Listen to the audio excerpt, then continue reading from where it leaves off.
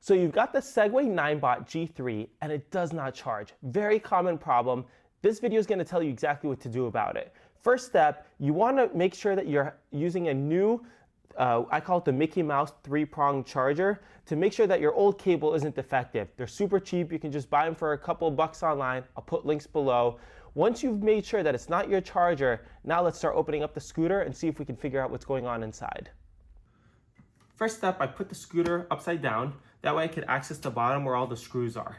I'm gonna use a 3mm Allen bit here. If you don't have a drill or an Allen bit, you can just use one of those L brackets. I'll put a picture here that will show you quickly how to open these up. So let's go ahead and get to that.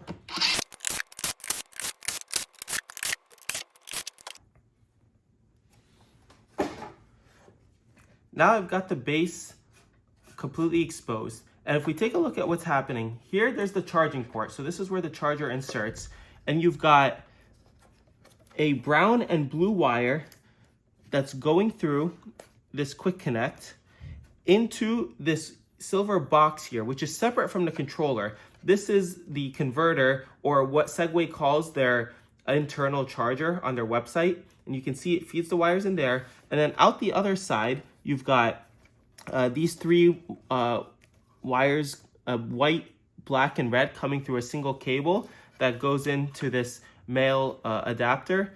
And then this other white wire, which is also this white cable, which is also 3 wires, yellow, red, and black, that goes into this female adapter. This is what's useful. This is what we're gonna need to diagnose. You can see that this cable right here, if you track it down, goes all the way into the battery. And so when you're plugging in your charger, power is going through this black cable into the converter and then out this white cable into the battery to charge it. This you can ignore. This is for the external battery that is optional. In this case, we're not using it, and it has nothing to do with why this scooter is not charging at the moment.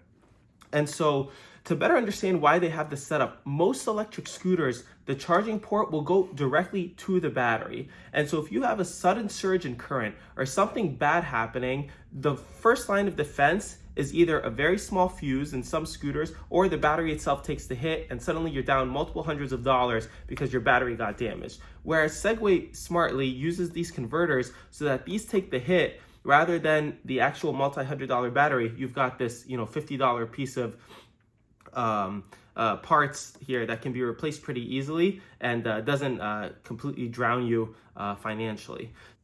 So how can I tell that this converter is defective?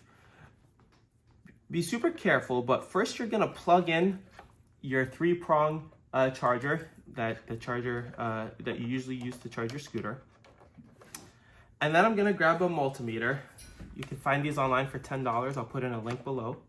You switch to the volts, DC volt setting. And then very, very carefully, this is super important, you wanna make sure that you are probing the black and the red wires. So if I look carefully, I can see the red is all the way on the outside and the black is in the middle. I'm gonna start with ground. I'm gonna put my black probe in the middle here. And this is extremely, extremely important. So I'm gonna be saying this point over and over again. You do not want the probes to touch each other. You wanna make sure that you're not shorting anything. And so I'm gonna keep my probes very separate. I'm gonna put my red probe all the way to the right. And so I've got,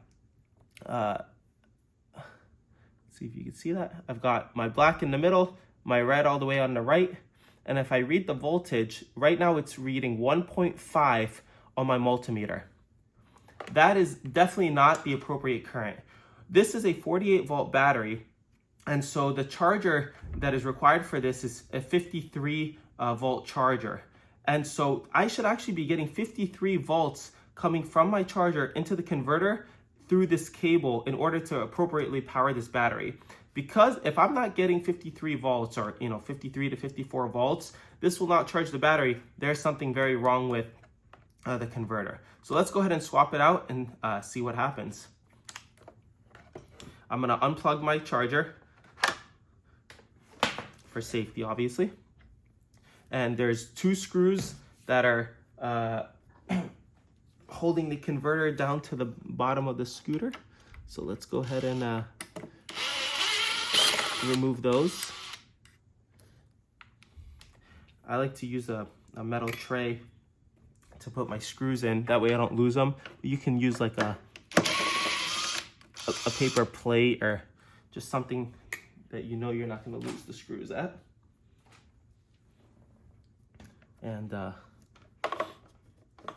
let's go ahead and pull our converter out. I should have unplugged everything before I did that, but here we go. Never too late. So these are the 3 things that we've got to unplug. And let's put this to the side. Grab the new one. I'll put a link below where you can buy it. And before we screw anything in, we're just gonna dry fit it. You know, we just wanna make sure that it's working before we go through the, the small hassle of putting in the 2 screws. So I'm gonna go ahead and plug this back in. Notice there's arrows here on the black cables. You wanna make sure that the arrows are lined up. If you don't see the arrows on both sides, then you're putting it in the wrong direction. So very, very important. And this is what we're gonna probe again. So just to make sure I don't get myself confused, I'm gonna plug in the external battery cable. Notice you can't accidentally do the wrong ones. You know, this will not fit into here, and this will not fit into here. So, you know, they very wisely made it so that you're forced to do the right ones. I'm not gonna plug in the white one first because we wanna test it. So I'm gonna grab my multimeter, and once again, I'm gonna track, red is on the outside, black is in the middle. I'm gonna put the negative probe in the middle first. Being very, very careful not to short anything. Oh, one important step that I have not yet done is I've gotta plug my charger back in. So let's go ahead and plug that charger back in. And I'm gonna grab my probes, being very careful not to touch. And if you look at that multimeter, it now reads 54 volts. Beautiful. That's exactly what we wanted to do. Now we know we've got a working converter. So I'm gonna go ahead and plug this guy back in. I'm gonna unplug my charger while I'm working here. We can get our multimeter out of the way. I'm gonna go ahead and screw in the 2 screws. You don't want to go all the way on one side without doing the other side, because then it kind of makes it harder to do the other one. So you want to kind of keep them both loose on one side until you do the other side, then go back and tighten. That's just like a basic screw tightening principle. All right, perfect. So now everything is, let's do one last check. That's plugged in, that's plugged in, that's plugged in. This is nice and tight. We can go ahead and grab our lid.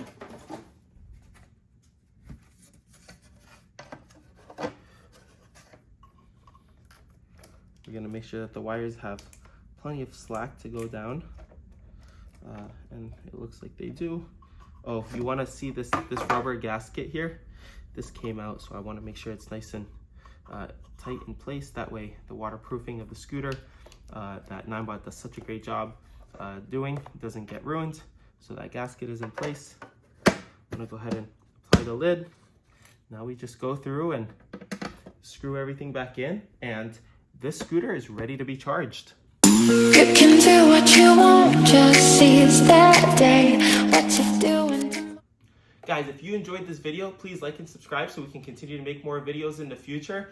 This is a super easy fix for a Segway Ninebot G3 that does not charge. If you have any questions, feel free to leave them in the comment section below and I'll go ahead and reply, and we'll see you in the next video.